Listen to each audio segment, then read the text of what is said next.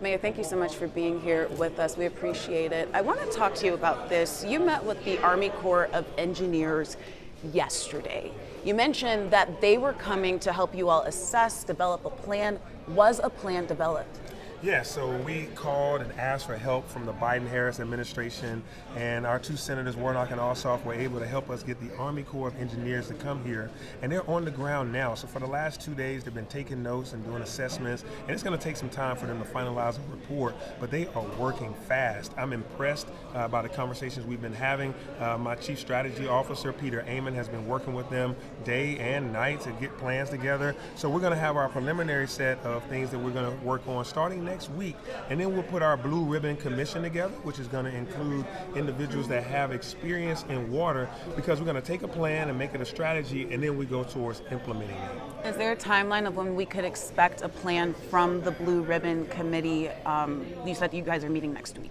Yeah, I mean, we're going to try to, do a thorough job at making sure we do a full assessment of the city's water infrastructure. So that's going to take a little bit of time, but I'm hopeful that the, plans and strategy will come out in this year and hopefully this quarter, so we can start working towards it. I want to get it done as soon as possible so we can go to the federal government and make a legitimate ask to help this major city in the United States be able to get its water infrastructure to modern technology. And that was going to be my next question. So the timeline here, plan first, you're hoping within the next quarter of the next year. After that, then that funding ask is going to come. Yeah, well, the funding ask, I'm going to ask it as soon as I have a plan in hand. What I like to do is, as soon as we get a few numbers and ideas about it, then start socializing it with the Biden-Harris administration, with the federal government, even our state partners, to start saying, hey, here's what this is looking like. Here are the things that can take Atlanta from this state that's similar to everybody else, that's a C-level infrastructure across America, to an A-level infrastructure that's going to make this city ready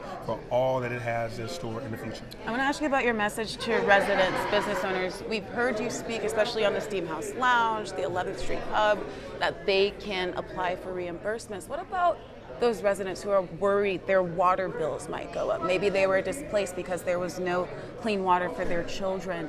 What is the city doing? Is there a portal that they can apply for help, anything like that? Yeah, because this thing just happened recently, we are already working towards helping residents, just like we've already come up with a plan for businesses. Small businesses, we put together a $5 million fund that they can tap into to say, hey, we need some help with lost wages or employees that might have been displaced for 3 or 4 days, given that the restaurant or business may not have been able to open due to boil water advisory. And so we want them to apply, so we have $5 million for that. Now we're working on residents. What can we do for residents that were in a boil water advisory for 3 or 4 days? How do we help them? And so we're planning, just as we were out here trying to fix broken pipes, and now we got the Army Corps engineers and we got our committee. All of this stuff, every day we're working on it, and now we're going to come up with a plan for citizens. And so stand by, stay tuned. It's forthcoming. We're only just a little while away from when it happened, but I think in the near term you'll be able to see us come up with something. We're talking about miles of 100-year-old pipes. You inherited the situation. The pipes were installed before you or I were born, right? Right. But still, and you've said that it is not your fault, but your problem. Yes. Can you ensure residents that something like this, of this magnitude, won't happen again under your watch? Yeah, so this is interesting. Yesterday, someone sent me the 1921 purchase for the pipes that are at 11th Street from the Atlanta City Council in 1921. So it's legitimately, these are 1920s, 1930s pieces of infrastructure that we have to start looking at on a routine maintenance and replacement schedule. And so yes, as stated and as people stated across the country, these aren't today's faults. These are the faults of decades. But now this is my problem to try to solve for this city, and I'm committed to it. We're working hard on it. We're bringing the smartest experts that we can in the nation and those that are locally here to Atlanta, so that we don't have a catastrophe and that we don't have an issue like this that will ever happen again.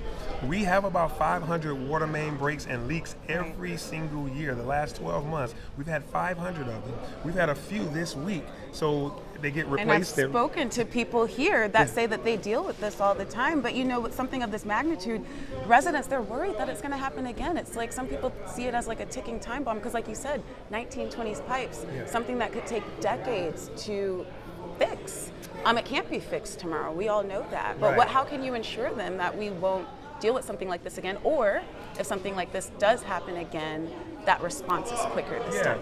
So everything from working on the future to working on the short term right now, what we are doing, which is, one, congratulating these folks on a job well done for hard work, but then next is to talk about how we can have quicker response, how we can find valves faster, valves that work, how to map our system so that everyone that works here knows exactly where every valve is, what size every pipe is, to tell our contractors not to dig into our pipes like what happened about a couple of days ago. It wasn't a city fault that a water main was broken, a contractor broke it. And so making sure that we reduce all of those times that things happen, and then if we are in a situation that gets, tense and tight, that we have better disaster relief plans. That's where FEMA is here, the Federal Emergency Management System, that can tell us more resiliency, how fast we can respond to things.